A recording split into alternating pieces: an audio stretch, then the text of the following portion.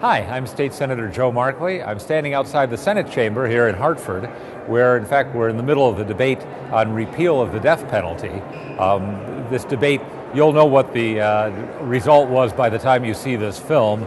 The expectation is that the Democrats have the votes this session to repeal the death penalty. The Senate previously has been the difficult chamber to get it through. We will make our best case against it, and I expect we'll be here rather late into the evening. But I'm afraid that the result is going to be the repeal of the death penalty, something that most people in my district and most people in Connecticut don't want, something that I think would be a mistake. Be that as it may, that's not really what I wanted to talk about today, since it's not a final decision yet. I want to go back to some budget news from last week. The Appropriations Committee finished up its work, but not before the Republicans had again produced what I thought was a very able midterm alternative budget. Not a complete new budget, but a reprioritizing and cutting, including some tax cuts as an alternative to what the governor came up with. We had no success getting any of it included into the Democratic budget. Again, there was votes primarily down party lines, but we again demonstrated that a budget could be put together that actually allowed for restoration of the clothing, the exemption on clothing under $50, restoration of the $500 tax credit for paying your mortgage, restoration of the tax exemption for non-prescription drugs.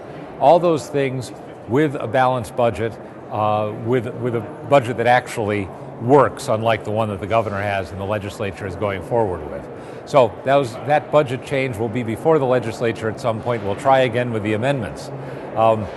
I'm also going to be having a press conference tomorrow in New Britain with some homeowners who are going to be near the route of the busway, who are going to be impacted by that construction and down the road by the prospective operation of the busway, and I think the near certain abandonment of the busway eventually in the future. So we'll be doing a press conference with them tomorrow in New Britain. You might watch for news about that. And I'm planning to discuss the fact that we are identifying bills right now where we can put amendments on to do away with funding for the busway to try to stop that project. I haven't given up on that yet.